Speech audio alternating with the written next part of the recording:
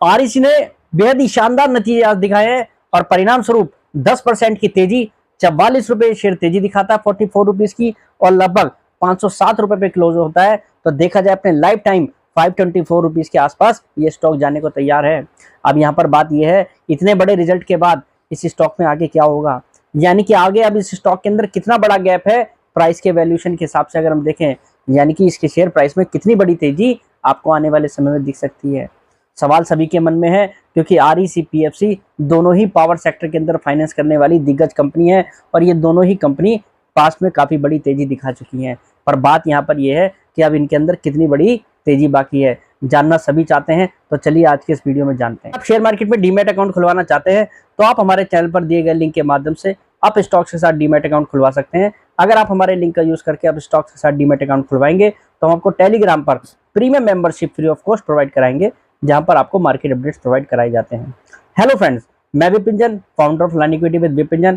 Friends, REC की आज नतीजे आए हैं और बेहद ही शानदार नतीजे हैं और परिणाम स्वरूप स्टॉक ने काफी बड़ी आपको तेजी दिखाई है और इसका इम्पैक्ट जो है पीएफसी पर भी दिखाई दिया, क्योंकि पीएफसी आरईसी का प्रमोटर है। यानी कि पीएफसी जो है आरईसी के अंदर 53% स्टेक होल्ड करता है और दोनों ही पीएसयू सेक्टर की कंपनियां हैं। क्योंकि आरईसी का जो पोर्टफोलियो है वो पीएफसी के अंडर आता है, तो अगर आरईसी के अंदर तेजी आएगी तो पीएफसी के अंदर तो नेचुरली वो तेजी आनी थी। आरईसी की तेजी का कारण रहा आरईसी की परफॉर्मेंस। इस कंपनी ने बेहद ही शानदार परफॉर्मेंस दिखाई है Q4 क्वार्टर में, जिसका इम्पैक्ट इसके शेयर प्राइस पर दिखता है। कंपनी ने अपनी इंटरेस्ट इनकम यानी कि ब्याज से आय की बात करें 12,390 करोड़ रुपए रिकॉर्ड की है, जो कि पिछले फाइनेंशियल ईयर के अंदर 9,998 करोड़ थी। यानी कि 23% की बढ़त है यहाँ पर ब्याज से आय पर, अगर हम वाई ऑन वाई बेसिस पर देखें। टोटल इनकम 12,706 करोड़ रुपए रिकॉर्ड की है, जो कि पिछले फाइनेंशियल ईयर के अंदर 10,254 करोड़ रुपए थी सेम क्वार्टर के अंदर अगर बात करें। यानी कि यहाँ पर 24% की ग्रोथ है टोटल इनकम में। कंपनी ने अपने बिजनेस को काफी तेजी से बढ़ाया है। नेट प्रॉफिट 4,080 करोड़ रुपए रिकॉर्ड हुआ सिंगल क्वार्टर के अंदर, जो कि 3,065 करोड़ रुपए था। नेट प्रॉफिट में तो 33% का उछाल है। क्यों नहीं इस कंपनी के शेयर में यहाँ पर इतनी बड़ी तेजी आपको दिखाई देगी। कंपनी ने फुल फाइनेंशियल ईयर FY24 के अंदर भी ऐसी ही ग्रोथ दिखाई है। ये साल इस कंपनी के लिए बेहद ही शानदार रहा है। कंपनी की टोटल इनकम देखी जाए तो लगभग 47,571 करोड़ रुपए रिकॉर्ड हुए, 47,571 करोड़ रुपए, जो कि 39,520 करोड़ रुपए थी। यानी कि यहाँ पर भी डबल डिजिट में उछाल दिखाई देता है। कंपनी की ब्याज से आय इंटरेस्ट इनकम 46,431 करोड़ रुपए है, जो 38,846 करोड़ रुपए थी पिछले फाइनेंशियल ईयर के सेम क्वार्टर में। तो यहाँ पर कंपनी ने अच्छी खासी डबल डिजिट ग्रोथ दिखाई है अपने इंटरेस्ट इनकम में भी। कंपनी का नेट प्रॉफिट 14,165 करोड़ रुपए फुल फाइनेंशियल ईयर के अंदर, जो कि पिछले फाइनेंशियल ईयर के अंदर 11,160 करोड़ रुपए था।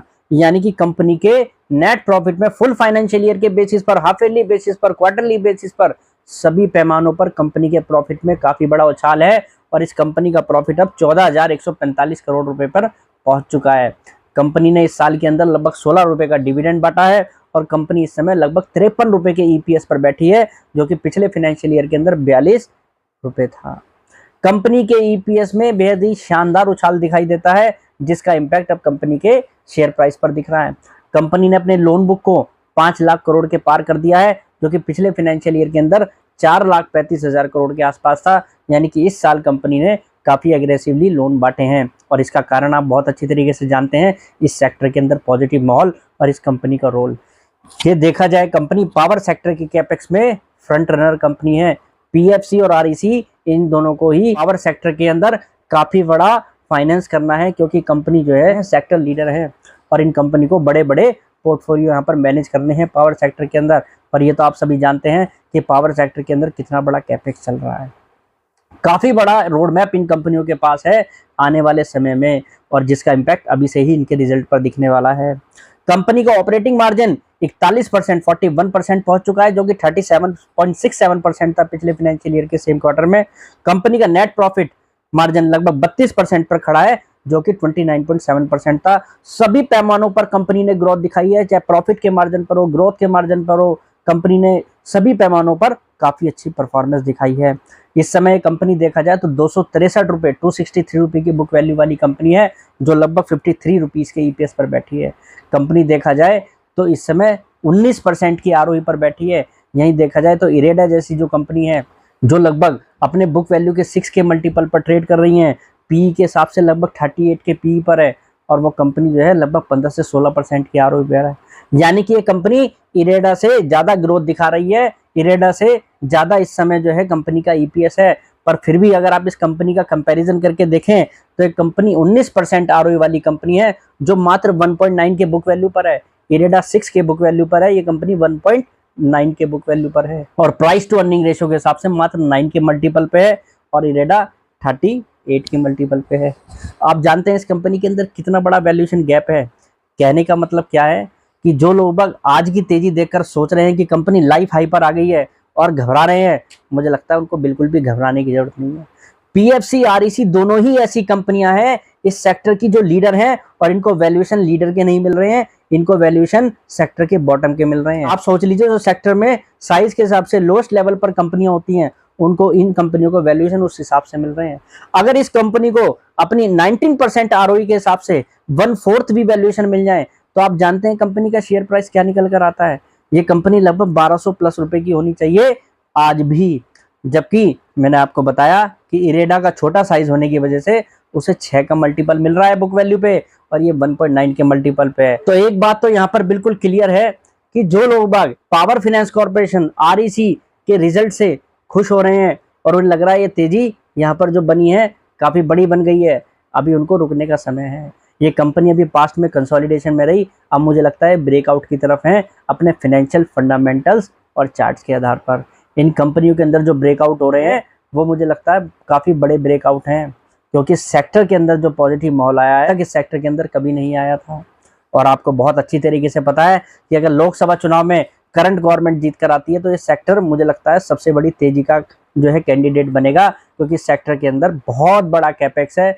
आने वाले 5 सालों के अंदर कोई बड़ी बात नहीं है ये कंपनी अपने बिजनेस को यहाँ से दोगुना कर लें, यानी कि इनकी जो बुक्स है, इनकी जो लोन बुक है यहाँ से 10 लाख करोड़ की भी हो जाए तो कोई बड़ी बात नहीं होगी आरईसी के लिए, क्योंकि आरईसी सेक्टर की तेजी का जबरदस्त फायदा उठाएगी अपने साइज की वजह से। जबकि इरेडा जैसी कंपनियों को नवरत्न का स्टेटस अब मिला है। तो आप सोचिए क्या इसको नवरत्न वाले वैल्यूएशन मिल रहे हैं, तो आपको बिल्कुल भी घबराने की जरूरत नहीं है। वैल्यूएशन के लिहाज से, तेजी के लिहाज से इन कंपनियों के अंदर ग्रोथ है, सेक्टर के अंदर पॉजिटिव माहौल है, ये आने वाले समय में बहुत बड़ी आपको तेजी दिखा सकते हैं। तो मुझे लगता है आरईसी एक 4 डिजिट में कंपनी आपको दिख सकती है आने वाले समय में। इस कंपनी के अंदर दमखम है आज भी, इस साल के वैल्यूएशन के आधार पर भी, और ये कंपनी अगर जस्टिफाइड करी जाए तो कम से कम 4 डिजिट में होनी चाहिए, यानी कि कंपनी जो है 1000 से 1200 रुपए की रेंज में होनी चाहिए आज भी, अगर अपने फंडामेंटल्स के आधार पर देखा जाए। तो ये कंपनियां इस समय मोस्टली अंडर वैल्यूड कंपनी है। जिन लोगों के पोर्टफोलियो में कंपनी है कन्विक्शन के साथ होल्ड कीजिए, और जहां पर आपको कन्विक्शन होगा पैसा वहीं पर बनेगा, अदरवाइज आप गिरावट में सभी शेयर को बेचकर भाग जाएंगे क्योंकि आपके पास कन्विक्शन नहीं होगा और ऐसे मौके बार बार नहीं आते। आरईसी जो आपको रिजल्ट दिखा रहा है ये रिजल्ट बहुत बढ़िया लेवल पर है, बहुत अच्छे रिजल्ट है। इतना बड़ा प्रॉफिट हर कंपनी के नसीब में नहीं होता, या आप कह सकते हैं हर शेयर धारक के नसीब में नहीं होता। तो आज के लिए इतना ही, कल फिर मुलाकात करते हैं एक नई वीडियो के साथ। फिलहाल के लिए नमस्कार।